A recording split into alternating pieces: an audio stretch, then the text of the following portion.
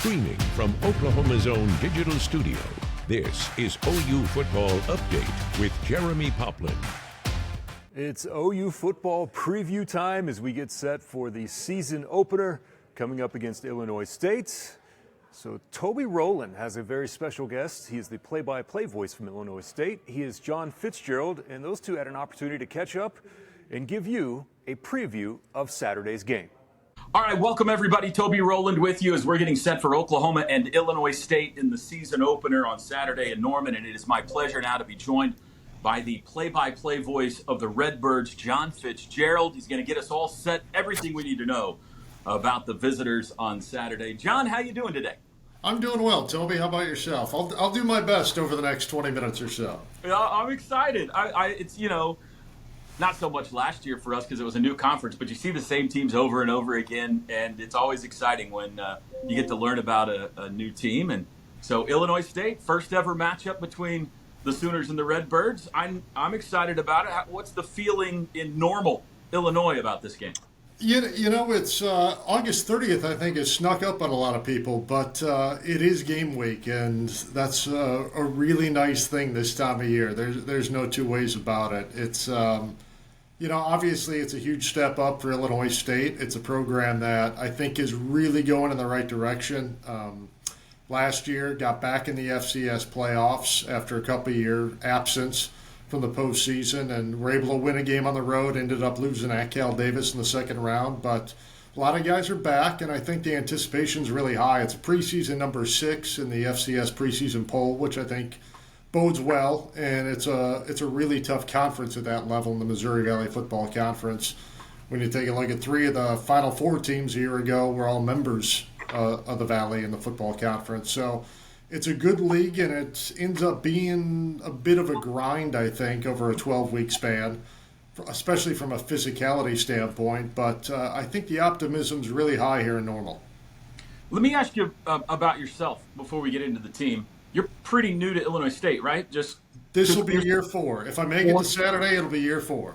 Am I right that you were at Loyola Chicago when Porter was there? Is that right? I was for about 15 years. Yeah, there were a number of head coaches: Larry Farmer, Jim Weitzel, Porter. Then at the very end, yeah. And Sister Jean, obviously, who just turned Sister Jean, obviously 106 the other day, I believe. Yeah, this week I saw that, and I did a double take. Many a television interview with Sister Jean over the years. I tell people all the time that if Brent Venables was a basketball coach, he'd be Porter Moser.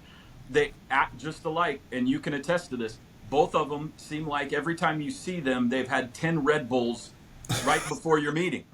I assume he was that way in Chicago too, right? He was 100% that way, absolutely.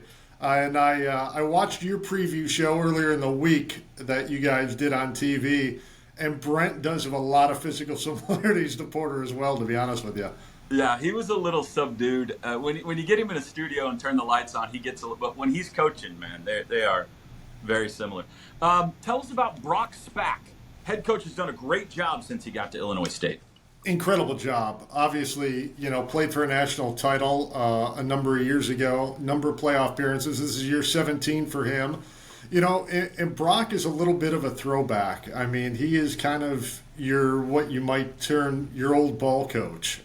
He's a defensive-minded guy, defensive coordinator for Joe Tiller for a number of years, both at Wyoming, and then obviously during their time at Purdue together when Drew Brees was there, and they had a ton of success in West Lafayette. But he's kind of a no-nonsense guy. He makes my job so easy. I mean, whether or not it's the coach's show on a weekly basis or just dealing with him in the building day by day, just a phenomenal human being. But he's a defensive-minded coach first. There's no doubt about it.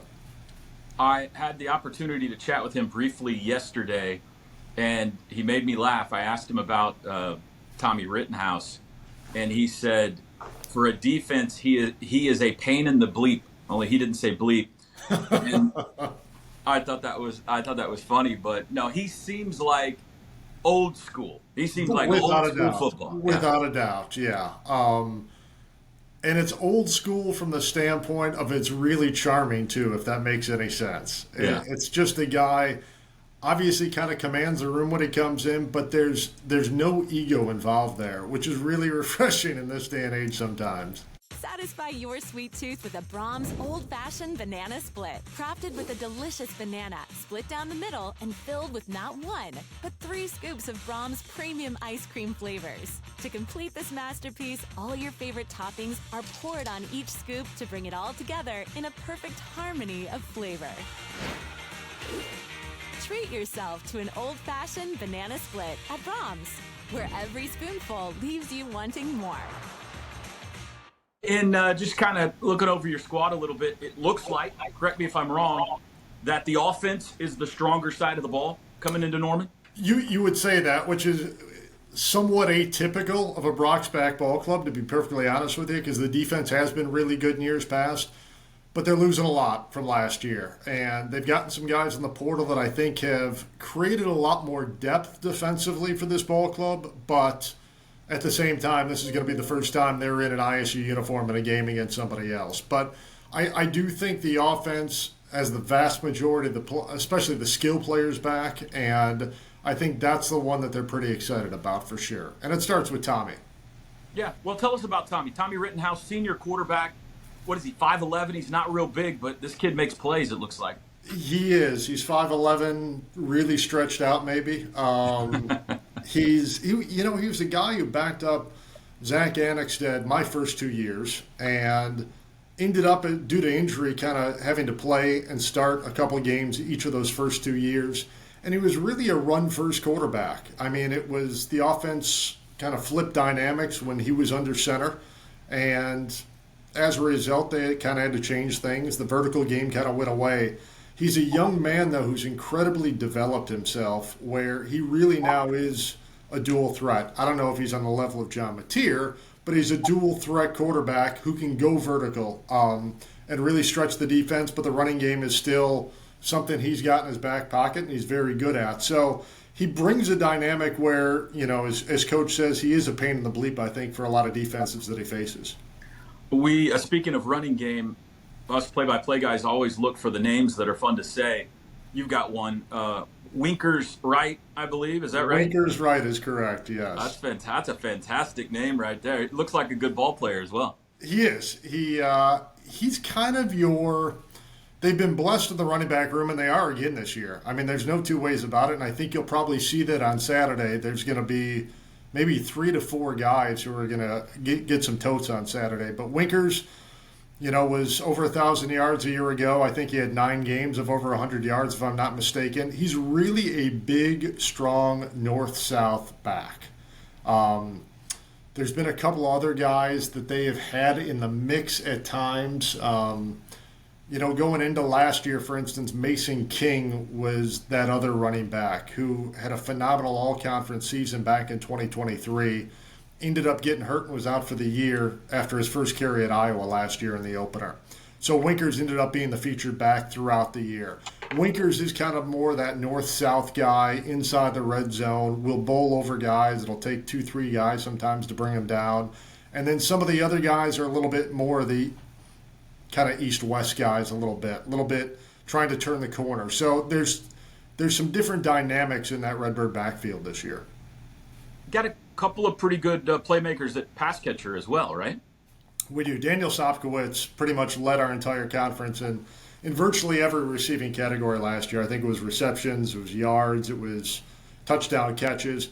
And he has pretty much proven himself. He's a former walk-on, and he's just a kid over the last 2 years who's put up huge numbers from a receiving standpoint. Eddie Casper's a guy to take a look at, really more of a slot receiver, possession guy, but he's been phenomenal. He's also good kind of in the open field if a guy tries to close on him one-on-one. Dylan Lord's a guy I'm really interested in, and it's because of the fact that he was a walk-on last year and really started the first 4 games of the season because Eddie Casper, who was our slot receiver last year, had mononucleosis and missed the first 4 games of the year. So Dylan Lord is all of a sudden thrust in as a starter, as a walk-on at Iowa, and through 3.5 games, he leads his ball club in receptions.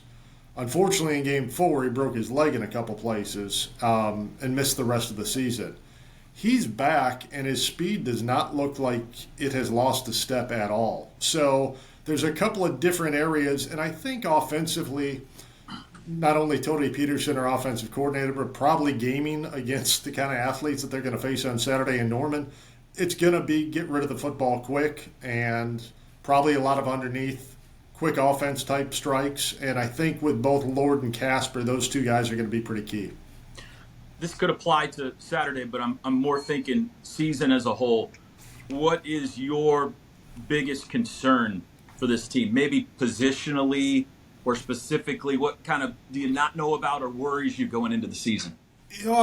I think the one thing that jumps out, and this corresponds to both this Saturday and I think for the rest of the year, but it's going to be how well does the offensive line protect? And I think Tommy and the receivers and the way this offense is run with Toby Peterson, it is getting rid of the football quickly, but at the same time, do have to open up holes for the running backs, do have to give at least enough time for our quarterbacks to get rid of the football. So I think the offensive line, which has a couple of new faces, that's going to be key.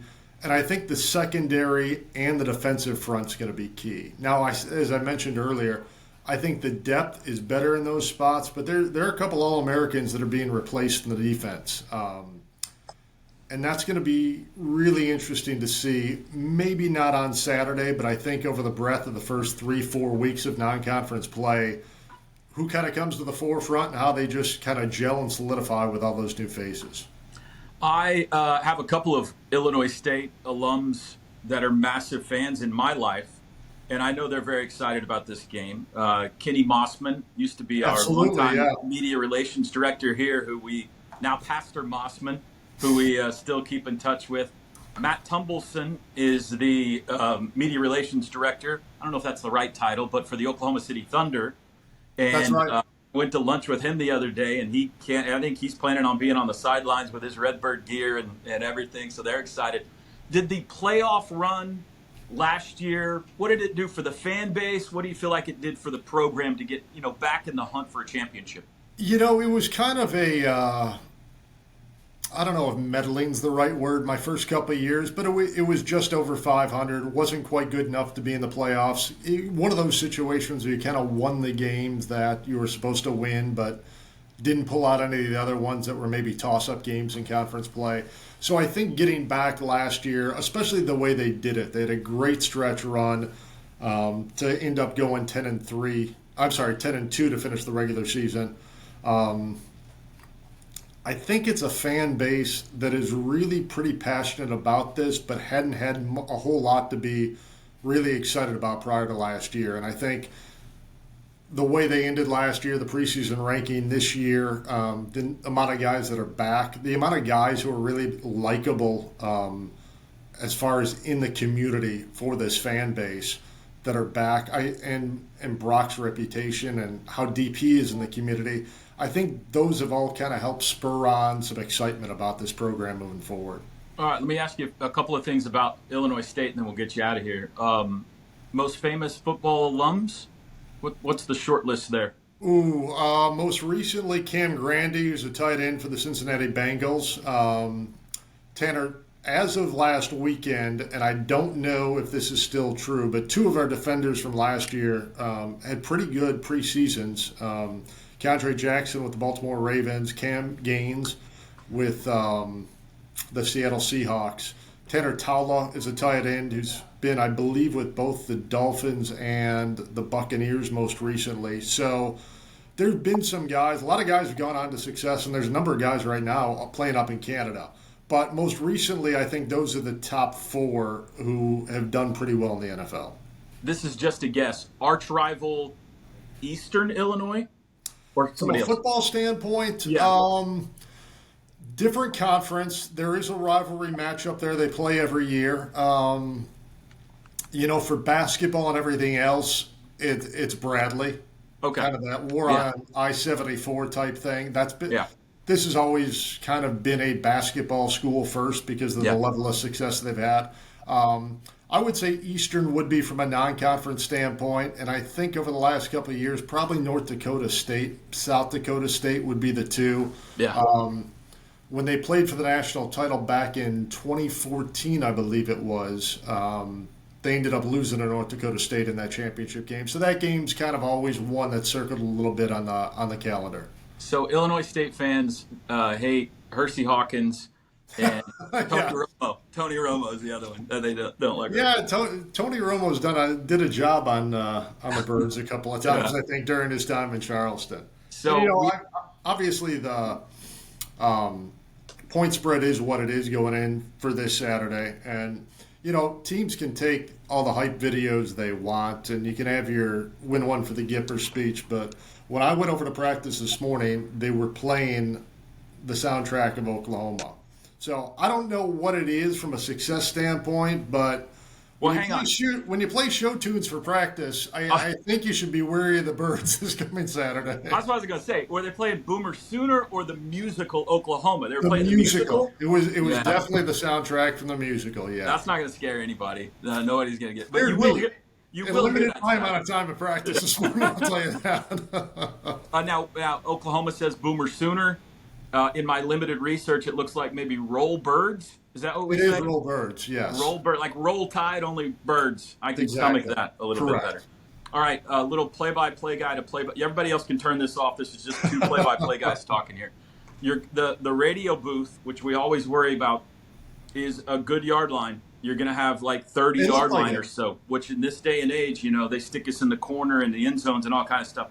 But it is very high. So make sure you bring your binoculars. I do have those packed. It's the highest radio booth I have ever been in any stadium in my life. It's on top of the second deck. And usually that's the reaction of visiting broadcasters when they get there is, holy cow, we're in the clouds. So I just want a fair warning, make sure you pack binoculars. Well, I appreciate that. But I typically have a tendency to make things up if I don't know what I'm talking about on the air and nobody knows the difference. And probably don't have a whole lot of people listening anyway, outside of my mom. So that worked a lot better for the guys before they started televising games. Takes that whole sync my game thing and throws it out the window. Yeah, I'm jealous of the guys back in the 40s and 50s. They could say whatever they wanted. Nobody had any idea. Well, this will be fun. I wish you safe travels down here, John. If you need any restaurant recommendations or anything, let me know.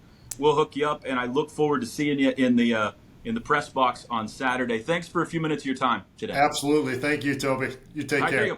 John Fitzgerald, play-by-play voice at Illinois State. That'll do it for our preview of the Sooners and the Redbirds. Enjoy the game, everybody. Thank you for watching this Oklahoma's own digital studio stream. Stay with News 9, online and on television anytime for the latest news, weather, and sports.